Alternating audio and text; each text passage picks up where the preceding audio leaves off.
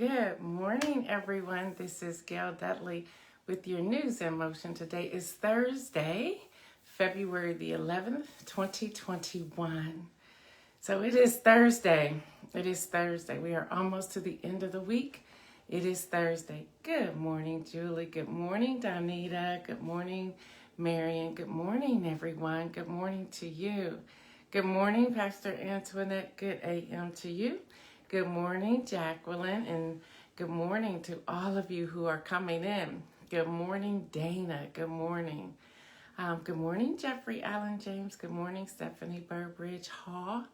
Good morning. Good morning to everyone. Thank you again so much for joining me. Good morning, Deborah Sneak. Good morning. Thank you all so much. It's a little heavy of a morning this morning. Good morning, Deborah Johnson and Kenny Stanley and Kenya Noel. I like Nicole. So we're gonna have we're friends. We can do that job.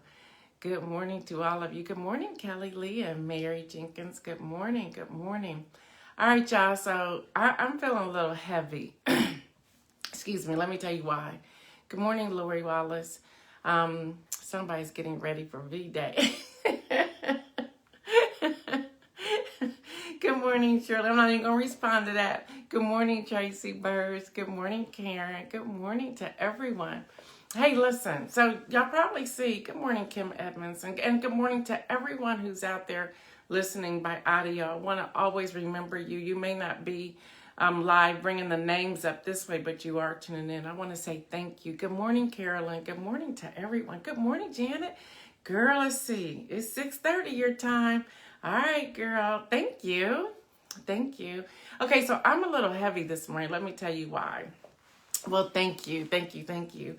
I watched possibly all of that yesterday. Good morning, Hester and Paige. Good morning. Of the impeachment trial, of the arguments. And if any of you watched it yesterday, it was rough. Just to hear the dispatch audios were difficult. Good morning, Pastor Annette. To see some of the videos for 13 plus minutes, it was heart-wrenching. Good morning, Patricia Lyles. And I want to slow walk this morning. My hope is to do the trivia. Excuse me, I have it. But I want us to really spend some time here, not to oppress anybody or to depress anybody. But y'all, these are things we cannot look away from. We need to truly turn into, I agree with you, Pastor Ned, alarming and traumatizing. Good morning to my brother, Lisper. Good morning, Judy. And so I'm sharing this as news because this is what it is, it's news. But then we also need to come up with what's our messaging and what does that look like when we're communicating with our representatives and when we are communicating with people, trying to encourage them and educate them to vote. Because all of this has to do with voting. Because anyone, I kept thinking, yeah, Demia, good morning to you. I kept thinking anybody who does not vote to convict, we need to have a strategic plan as to how, even though they may not be a representative in our immediate area, our city or our state, that we need to have a strategic plan in place to help educate those in that state or in that city. I really do hope that Stacey Abrams and her team releases what they did and how they were able to move Georgia forward. Good morning, John and Laverne. But y'all, the heaviness that you may see or hear in my voice today was watching all of those many hours of the argument. Excuse me, and I couldn't sleep, so if my voice goes in and out, that's why that is. And y'all, to truly have a strategic plan, again, this is news. This is news, and to put together a message. So what I'm going to do on Wednesday workshop next week is about messaging. Messaging that you could use for your business, messaging that you could use for your social media content, messaging that you can use for your career, messaging that you can use for educating people on how to vote. Good morning, Nawada. So I really want to share that. So if you hear me this morning, good morning, Brian. Good morning, Regina. I just really want to share with y'all. I want to give you just a sneak peek, if you weren't able to tune in yesterday, of what was there. We heard audio video that we never heard before.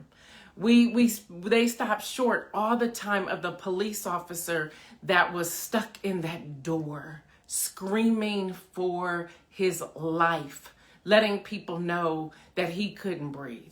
So let me just go through this. And if I don't see you come in, please forgive me. But y'all, again, I've been titling this Impeachment in Motion. The House impeachment managers, they began presenting their case on yesterday. The first of the 2 days, which they will argue that the former occupant incited a mob that stormed the Capitol building on January the 6th. His words, and they counted how many words he had. And not only did they count the number of words he had, he did say peaceful protest one time. So let's be honest. He said peaceful protest one time. And then he went off script. And then everything else was fight like hell and stop the steal, to which the crowd began to chant that. Fight like hell and stop the steal. Even when he was giving them instructions on how they were going to march over, going up on the west side of the steps, just all of that was a part of it. If he didn't incite this, I don't know who did. And then on top of that, even going back, they went all the way back to April and May, where he was already instilling into their minds that this is going to be a stolen election. Excuse me, this is going to be a stolen election. So that leads me to this that I want to share this morning. Number one, y'all, that's how cult action gets started. It really does. When you hear something over and over and over and over again, eventually people will believe it. And that's what happened. People began to believe this. So this is the first time we saw security on the inside. We saw what was happening outside the Capitol, but then the inside of the Capitol. So you had a lot of violence. You had them fighting with the police. You had the image of Senator Chuck Schumer with his security detail. I didn't know he had security detail like that tough. Running up a ramp. They go out of sight of the camera, but then you see them running back down the ramp because they were on their way to face the mob and didn't realize it. And then people were using their bodies and shields up against. Y'all, this was some real. This was like a movie, but it was real. This was real, people. This was real. You had Senator Mitt Romney. Y'all remember Officer Goodman? He saved Senator Mitt Romney from the mob. He saved him, and you could see Senator Mitt Romney running the other way after Goodman grabs him like, you got to go this way. And I'm giving ad-libs of words here because there was no sound in the video. But you see him getting him and moving him the other way. That's inside, y'all. You had senators running down the hallway, and you saw police blocking. If you looked at the dots that they were showing on the on their whiteboard, if you will, or their witnessing chart, or however you want, investigative chart, whatever that word is, you saw them blocking, and you saw the senators running, and the mob was just only 50 feet away. Y'all, they were armed. You saw the police officer getting crushed in the doorway. And that one is when I literally started crying. You could see his agony and his pain.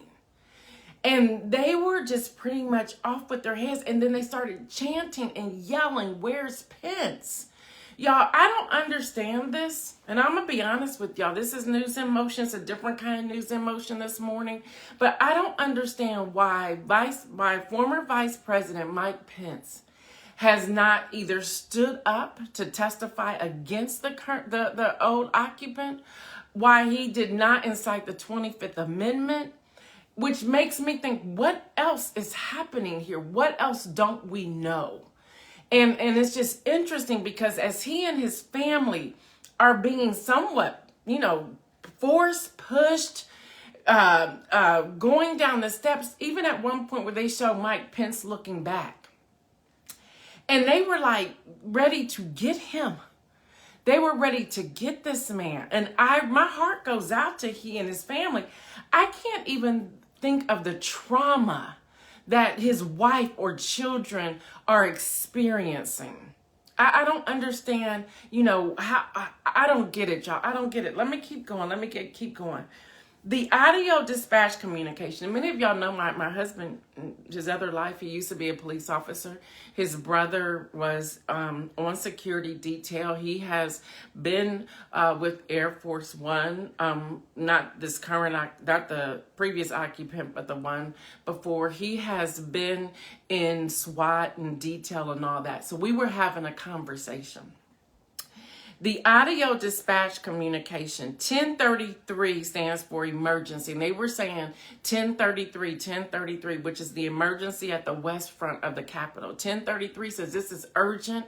This is no longer, this isn't like there's some people out here causing ruckus. They're saying this is serious. This is urgent. Our lives are in danger is pretty much what they're saying. They're yelling that metal poles and bottles and explosives are being thrown at them.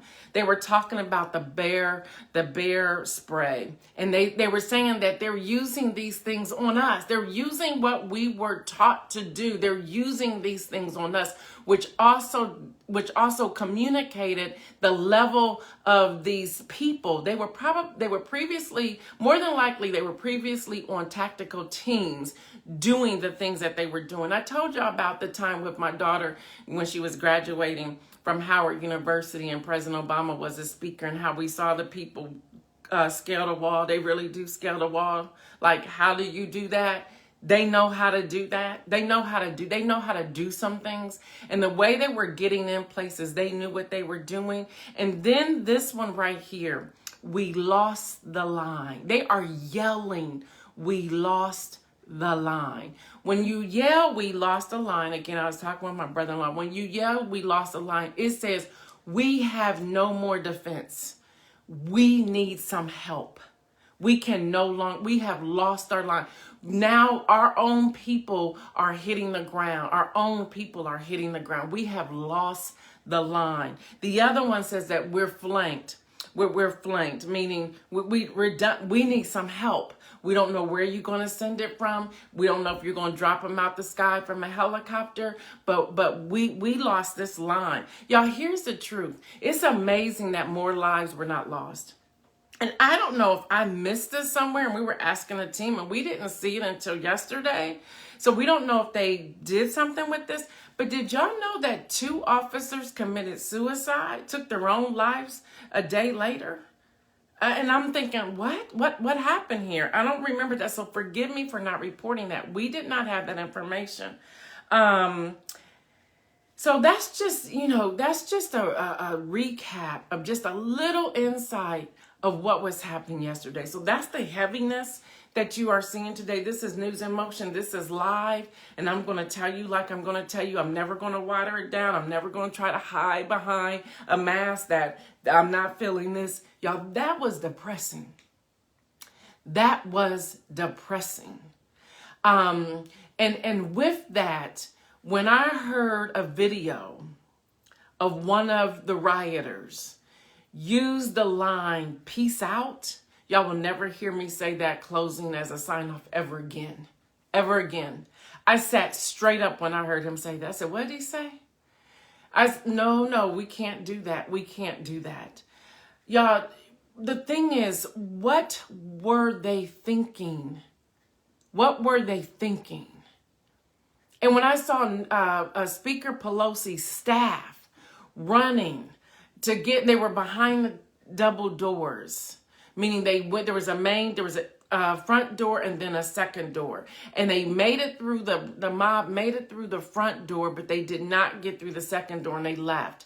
And then y'all, let's give it up for Officer Goodman. I don't want to just call out him by himself, but now that we saw the inside cameras and see how close they were to that door to get in and to do whatever they wanted to do. Y'all, that is frightening.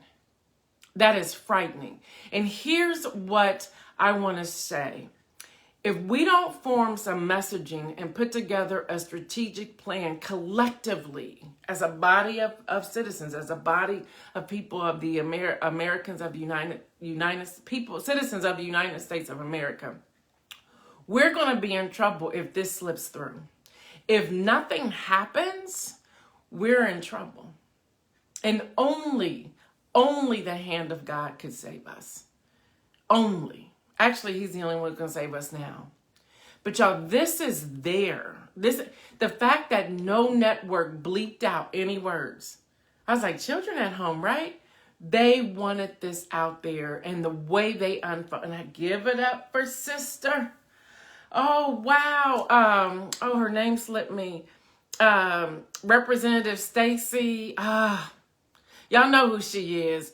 The way she worked through that, and how she even introduced herself and talked about how her youngest daughter was saying, Mom, you don't even seem nervous. And then she talked about being prepared. Y'all, there's an inspirational message in that. She goes, no time to be nervous now, because I'm prepared to do what this is. I'm prepared to do this. If y'all have her name, please post her name. I cannot think of her last name.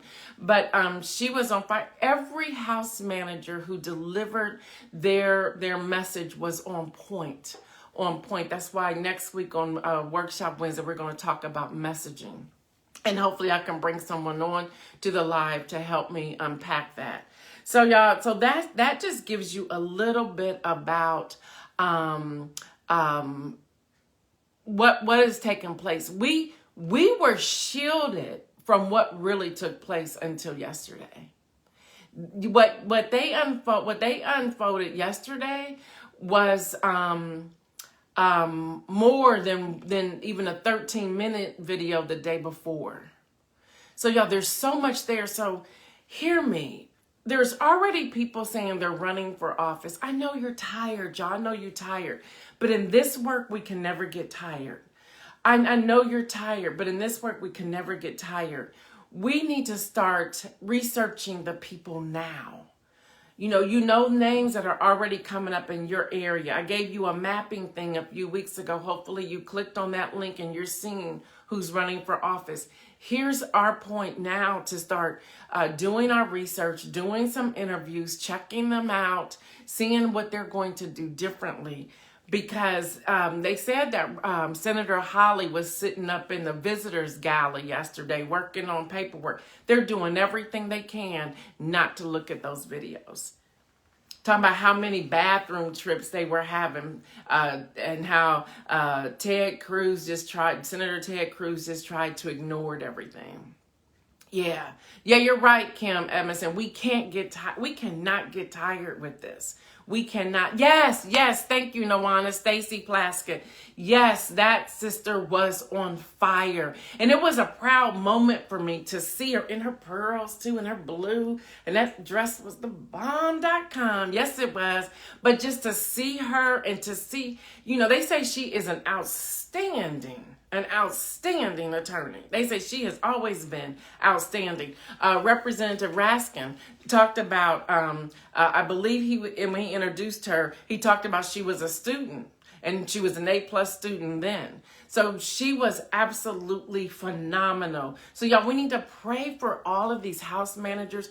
They were talking about threats and getting threats and so forth. And I'm like, we can't do this. Good morning, Reginald Lee. Good morning. So y'all, let me keep going. But I did want to share that. I did. Speaking of Stop the Steal, prosecutors in Georgia's Fulton County, the Atlanta metro area, has opened a criminal probe into allegations that the former occupant attempted to illegally pressure state officials into overturning the election. And remember, they have that on tape. And speaking of this impeachment, Senator Republicans have not whipped votes. Y'all heard me talk about that a couple of weeks ago where people whip votes. Well, after seeing everything they're like, we're not, you got to vote your conscience on this one. So they're not even using this as a political ploy to whip votes. And we saw the first vote, they only had 4, but 1 went over, which made it 5. And they're saying more are saying, I did not know I was that close to a mob.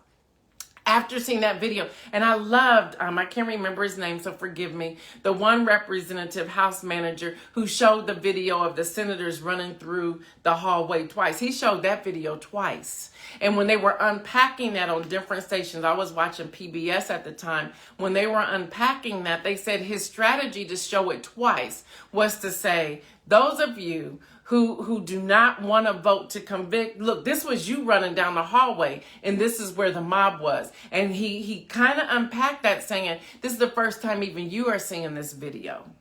He was saying, this is the first time you're seeing a video. And they had not seen that video before. He said he did that on purpose. He said, and then on later on, I believe it was Rachel Maddow last night, she was talking with former Senator McCaskill, and she was saying that she was talking with some of her friends who said some of the GOP people wanted to see that video and they were pointing out themselves. See, that too could help them change their mind to say, I was that close. And then the representative, the house manager, and again, forgive me, y'all, all their names are just, I'm not sitting with them this morning, so please forgive me. But when he's the one that said he called his wife, told her that he loved her, and said, hug our babies for me. That just gave me a pause. Can you imagine wherever you are and something is unfolding, that you are calling your family saying, I love you, hug my babies, hug our babies, call my parents, call my siblings, call my friends. I can't sit here and call everyone because I have to get off the phone. But can you imagine calling your loved one saying, I love you? Can you imagine that? Y'all, we're talking about democracy. We're talking about people who breached the U.S. Capitol building. We're talking about our representatives.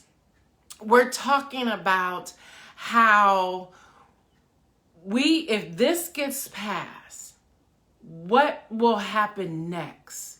Are we sending the message that all you have to do is fight? And just let me say this. This is all happening because of a person could not handle losing. Which I have this to say. I see I'm going a different direction. I'm just going where like God is leading me. Yes, Eric Swalwell. Thank you, House Manager. Thank you, Pastor Nett. Eric Swalwell. Y'all listen. And I hope I got to be honest. And if you want to push back, feel free to push back. When my son, who is now 35, was playing basketball, was playing soccer, was playing little league baseball, you name it, he was in sports. When he was doing that, now he's now 35, but when he was doing that, let's say 4, 5, 6, 7, 8 years old, if he couldn't play the sport, he sat the bench. He sat the bench. I remember growing up. If I couldn't play the sport, I sat the bench. I tried to play basketball. Don't laugh. In junior high school, I was horrible.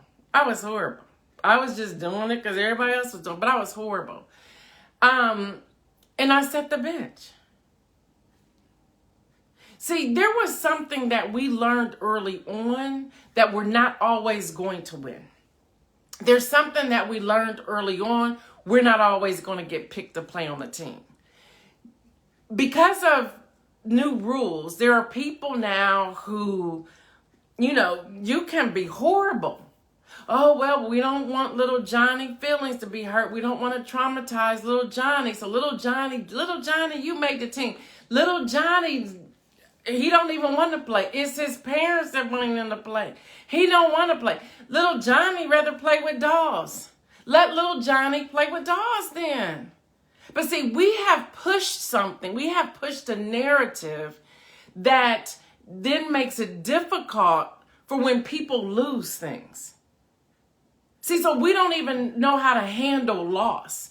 We don't know how to handle not being invited to a table. We don't know how to handle these things. And so then this is what we get. Thank you. Thank you. Everyone can't get a trophy. And I know some of y'all are probably like, I can't flow with Gail right now. I understand. That's okay. Again, this is back to what I said yesterday in the inspirational message. This is the tension that we have to live with. This is the tension. So since I didn't make it, since I didn't win, I'm going to incite an insurrection. I'm going to have a coup to overturn it. I'm going to go stand out of people's houses, knocking on their doors, yelling, stop the steal, knowing they have little children inside sleeping, scared to death. I'm going to go and kidnap the governor. That's what I'm going to do. I'm going to go kidnap the governor. That's the thought process of people. This is what we're doing now. Come on, y'all. This isn't strength. This is weakness. This is weakness. And yes, y'all, I'm still talking news, but this is weakness. So what are we going to do? Are we going to allow that to happen? Oh, all I got to do is cut up and act a fool and they'll overturn an election? All I have to do is go into my boss and say, I know I didn't work while we were on the pandemic. You saw I didn't log into my computer. Now you want to fire? No, you can't fire me. I'm going to intimidate you. I'm going to come knock on your door. I'm going to find out where you live. Is that what we're doing now? Seriously? No, there's something wrong with that. There's something wrong with that. You know, man, I can't believe I'm going here, but I'm going here anyway. I was talking with Pastor Carl Wright the other day. We were talking about how everyone seems to be triggered now. It's like everything's a trigger. How is everything a trigger now? Is that what we're teaching now? How do we live through? We talked about, I gave the inspirational message, what was it, a couple of days ago? Where in that inspirational message, I was talking about God was like, I'm here to deal with you. So now you're telling God, oh God, you triggering me. You can't deal with me. Get over yourself. We are teaching something wrong right now. That people aren't able to deal with it. Now hear me. Please hear me. Domestic violence is real. I'm not saying live in that. I'm not saying live in that. No way. I'm not saying deal with the narcissist. I'm not saying that. So please do not, I beg of you, do not twist my words. I'm not saying twist my words. And triggering is real. But I believe it has become a word that people are now using to escape having to deal with their stuff. So we need to identify and define what that is. And I'm not a clinical technician. I'm not a counselor. I do have my Christian counseling certification. I have gone to seminary. I have taken all the classes. I've got my credits. I have all of that. So I do have some knowledge of that coming from a biblical perspective. Those things are true. Those things are real. Yes. But we got to make sure we're not using those things as an escape to have to deal with things. Like, oh, here's a word. This is a word I've seen. This is the word I'm going to use to get me out of a situation. So understand, I'm talking about we're not dealing with the things we need to deal with to be able to move forward successfully. What we're doing is that we're saying, oh, that sounds good. Oh, trauma is a new word. I'm going to use trauma to get me through things. So then what you're doing is that you're diminishing the word for people who are truly experiencing real trauma, who are truly experiencing real triggers. Now that everyone's using it, what's happening is that we're watering that down, and we need to start calling those things out.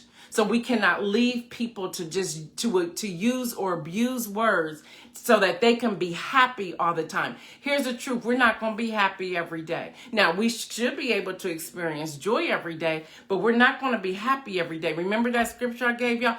God came to deal with, I'm here to deal with you. It's inescapable what's about to happen. I'm here to encourage you, to strengthen you, to get you to go to the next level. But if everything is always given to you, and that's the other thing, see, privilege is coming out in this case. You know, I'm privileged. I can do what I want to do, and this is how I'm going to do it. I'm glad to see Shantae's in here. Thank you, Shantae, for joining. But y'all, this is where we are. This is where, so when I was watching all those videos, when I was listening to all those audios, and when I knew, and I heard later how Holly was in the visitor galley and Ted Cruz was making some comments and all these things was happening. No, that's called privilege. So again, we're here because somebody don't know how to handle losing. Yeah, mental health is real, Shantae. Mental health is real. I never want to diminish that. Mental health is real. So again, y'all, do not misunderstand my words. And if you coming in here later, just replay this so that you can get the whole piece of what I just said. Yeah, that wasn't in my notes today, but that's where I went. All right, let me see what else I can share with y'all. Yeah. I don't even know if I can give y'all any more news today. Maybe we just need to sit with that. Let me give y'all the coronavirus numbers.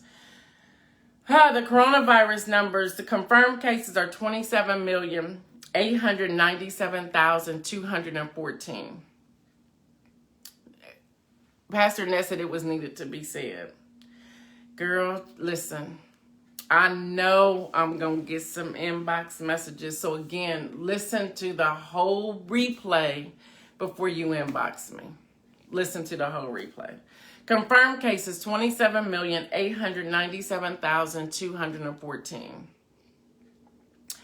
Deaths. Kenya said, let me fix my face before I go into this 8 o'clock meeting. Deaths, 483,200 deaths. 483,200 deaths.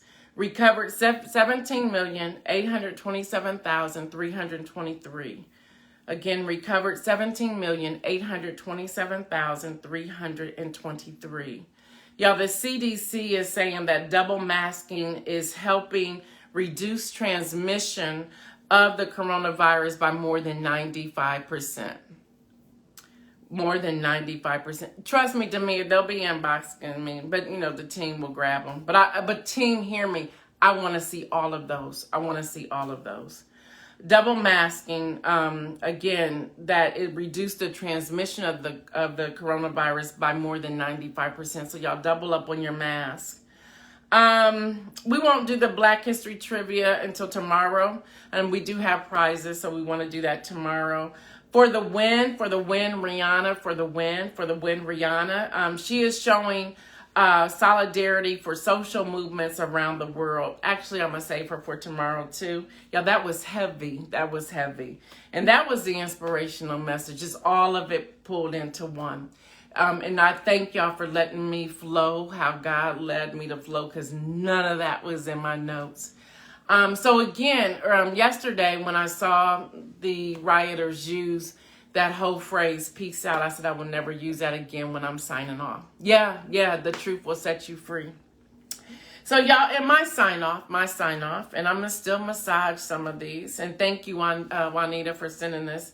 The sign off is, I will say, be well, make moves. Until next time, this is Gail Dudley with Your News in Motion. Y'all have a great day. Be well, make moves. Until next time, this has been Your News in Motion.